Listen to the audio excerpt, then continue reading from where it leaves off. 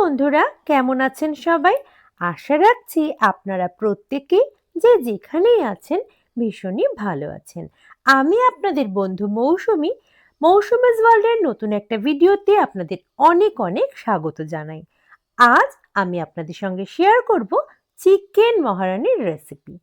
আমরা যারা আমিষভোজী তাদের বাড়িতে কিন্তু চিকেনটা একটা কমন আইটেম।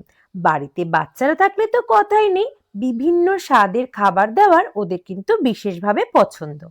তাই আমি আজ বাড়িতে বানাচ্ছি চিকেন মহারানি। আমার স্টাইলে বানাচ্ছি।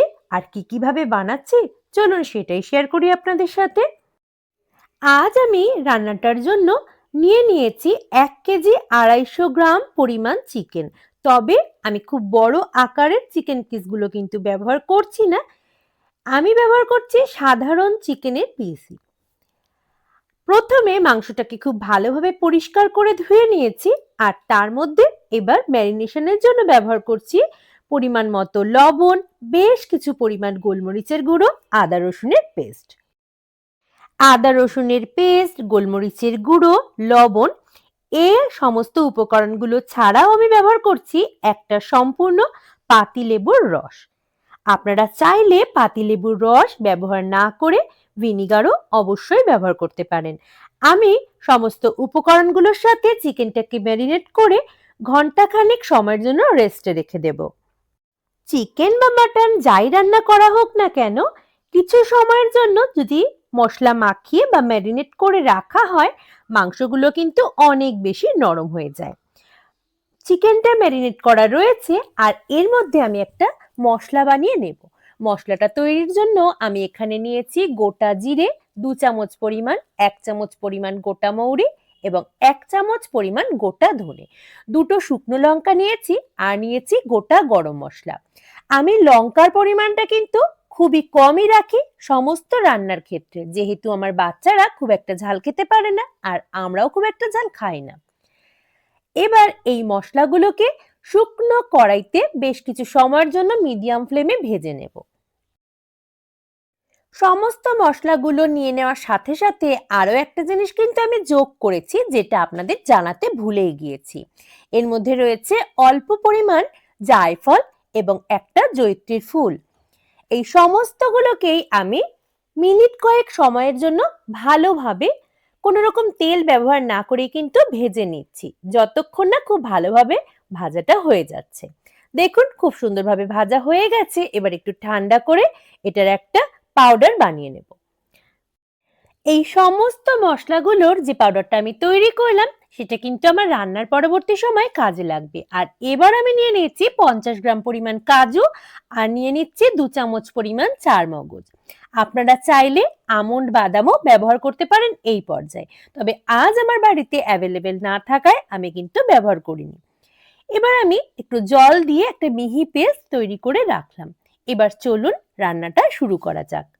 চিকেনগুলোকে ঘন্টাখানেক সময়ের জন্য ম্যারিনেশন করা রয়েছে, আর এবার নিয়ে নিয়েছি আমি একটা কড়াই, আর তাতে প্রথমেই নিয়ে নিলাম বেশ কিছু পরিমাণ ঘি এবং নিয়ে নিলাম সাদা তেল।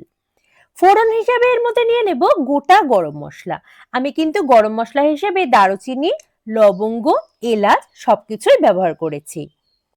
মিনিট খানেক সময়ের জন্য প্রথমে ফোড়নটাকে ভেজে নিয়েছি, আর এবার এর মধ্যে যুক্ত করে দিলাম 1.5 চামচ পরিমাণ আদা, কাঁচা লঙ্কা এবং রসুন বাটা। এই বাটাটার সময় আমি কিন্তু আপনাদের সাথে শেয়ার করতে পারিনি, যেহেতু এই পেস্টটা আগে থেকেই আমার তৈরি করা ছিল। বেশ কয়েক কোয়া রসুন, আদা এবং কয়েকটা কাঁচা লঙ্কা দিয়ে আমি কিন্তু এই পেস্টটা বানিয়ে রেখেছিলাম। অল্প সময়ের জন্য এই পেস্টটা ভাজা হয়ে যাওয়ার পর দিয়ে দিলাম বাটা পেঁয়াজ। আমি এখানে 6টা পেঁয়াজ ব্যবহার করেছি, যেটাকে মিক্সিতে পেস্ট করে নিয়েছি। এই পেঁয়াজটা ভাজবার সময় কিন্তু গ্যাসের ফ্লেমটা মিডিয়ামে রেখে বেশ কিছুক্ষণ সময়ের জন্য খুব ভালোভাবে ভেজে নিতে হবে, যাতে এই মশলাগুলো থেকে কাঁচা গন্ধটা একেবারে চলে যায়। আজকের রান্নাটায় আমি কিন্তু কোনো প্রকার হলুদ ব্যবহার করব না। আর আগেই আমি যখন রান্নাটা শুরু করেছি তখন কিন্তু আদা, রসুন, কাঁচা লঙ্কার পেস্ট ব্যবহার করেছি, তাই এই পর্যায়ে এসে লাল লঙ্কার গুঁড়ো আমি ব্যবহার করব না। শুধুমাত্র কাশ্মীরি লঙ্কার গুঁড়ো 1 চামচ পরিমাণ আমি ব্যবহার করলাম, শুধুমাত্র রঙের জন্যই। চিকেন পিসগুলো আগে থেকে একটু বেশি সময়ের জন্য যদি ম্যারিনেট করে রাখা হয় তাহলে কিন্তু এই রান্নাটা করতে খুব বেশি সময়ের একেবারে প্রয়োজন হয় না। দেখুন পেঁয়াজটা কিন্তু বেশ নরম হয়ে এসেছে, আর এবার আমি ম্যারিনেট করা চিকেনগুলো দিয়ে দিচ্ছি এর মধ্যে। আগেই আমি জানিয়েছি আপনাদের আমি কিন্তু খুব বড় আকারের চিকেন পিস ব্যবহার করিনি, ছোট ছোট চিকেন পিস যেমন নর্মাল পিস হয়ে থাকে সেরকম পিসই কিন্তু আজকে আমি রান্নাটার জন্য ব্যবহার করেছি।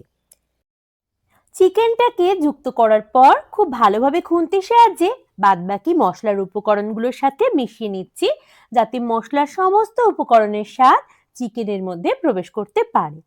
বেশ কিছুক্ষণ সময়ের জন্য কিন্তু চিকেনগুলোকে আমি কষিয়ে নেব মিডিয়াম ফ্লেমে। প্রায় মিনিট 15 সময়ের জন্য আমি কিন্তু চিকেনটাকে ভালোভাবে কষিয়ে নিয়েছি। আর চিকেনটা যেহেতু আগেই 1 ঘন্টা সময়ের জন্য ম্যারিনেট করা ছিল, অনেক কম সময়ে কিন্তু নরম হতে শুরু করে দিয়েছে। প্রথমেই আমি শুকনো খোলায় একটা মশলা বানিয়ে রেখেছিলাম, যেটাকে আমি মিক্সিতে গুঁড়ো করে নিয়েছিলাম। তার থেকেই অর্ধেকটা পরিমাণ মশলা আমি কিন্তু ব্যবহার করলাম, আর পরিমাণ মতো লবণ আমি ব্যবহার করছি এই পর্যায়ে। এই লবণটা কিন্তু অবশ্যই একটু টেস্ট করে দেখে তারপর ব্যবহার করতে হবে, যেহেতু আগেই আমরা চিকেনটা ম্যারিনেশনের জন্য বেশ কিছু পরিমাণ লবণ ব্যবহার করেছি। কাজু বাদাম এবং চালমগজের যে পেস্টটা বানিয়ে রেখেছিলাম সেই সম্পূর্ণ পেস্টটা দিয়ে দিলাম, আর মিক্সিং জারটা ধুয়ে আরো একটু জলও ব্যবহার করছি। তবে রান্নার ক্ষেত্রে আমি বেশিরভাগ সময় যেটা করে থাকি, আমি কিন্তু ঠান্ডা জল কোনো রান্নাতেই ব্যবহার করি না। আমি চেষ্টা করি জলটাকে গরম করে সেই জলটা রান্নায় ব্যবহার করতে। অল্প কিছুক্ষণের মধ্যেই কিন্তু আরো বেশি সফট হতে শুরু করেছে চিকেনগুলো। 200 গ্রাম টক দই আমি খুব ভালোভাবে ফেটিয়ে রেখেছি। এবার রান্নাটার মধ্যে আমি এই টক দইটা ব্যবহার করছি। খুন্তির সাহায্যে খুব ভালোভাবে একবার মিশিয়ে নেব। টক দইটা দিয়ে দেওয়ার পর আরো একবার খুন্তির সাহায্যে মিশিয়ে নিচ্ছি, আর কিছু সময়ের জন্য আবারও কষিয়ে নেব। এই বারংবার বিভিন্ন মশলা সহযোগে চিকেনগুলোকে কষানোর ফলে চিকেন কিন্তু এতক্ষণে বেশ অনেকটাই নরম হয়ে এসেছে। রান্নাটায় যেহেতু আমি টক দই ব্যবহার করেছি, অল্প সময় রান্না করার পরেই কিন্তু দেখা যাবে জল কাটতে শুরু করে দিয়েছে। এবার আমি এর মধ্যে যুক্ত করে দিচ্ছি অল্প পরিমাণ চিনি। একটা পাত্রে গরম জল করতে বসিয়ে দিয়েছি, আর তার থেকে কিছু পরিমাণ জল আমি রান্নাটার জন্য যুক্ত করে দিলাম। যতটুকু গ্রেভি রাখা হবে সেই অনুপাতেই কিন্তু জলটা আমরা ব্যবহার করব। আমার চিকেনটা কিন্তু প্রায় 90% কুক হয়ে গেছে, খুব বেশি সময়ের জন্য আর জাল করার প্রয়োজন নেই। এবার এই পর্যায়ে আমি বেশ কিছু পরিমাণ কসৌরি মেথি এবং আগে থেকে শুকনো কড়াইতে ভেজে যে মশলাটা তৈরি করে রেখেছিলাম সেই গুঁড়ো মশলাটা ব্যবহার করব। অর্ধেকটা কিন্তু আগেই আমি রান্নায় ব্যবহার করে ফেলেছি, আর বাকি অর্ধেকটা এখন ব্যবহার করলাম। এই মশলাটা ব্যবহারের পর এত সুন্দর একটা মিষ্টি সুগন্ধ বের হয়, কি বলবো। আপনারা অবশ্যই যারা এভাবে একবারও ট্রাই করেননি, ট্রাই করে দেখতেই পারেন। রেস্টুরেন্টের মতো বানাতে হলে কিন্তু আপনাদের ব্যবহার করতে হবে ফ্রেশ ক্রিম, যেটা আমি ব্যবহার করছি না। আমার রান্নাটা কিন্তু সম্পূর্ণ হয়ে গেছে। কেমন লাগলো আজকের রেসিপিটি অবশ্যই জানাবেন কমেন্ট করে। ভালো লাগলে লাইক করতে ভুলবেন না।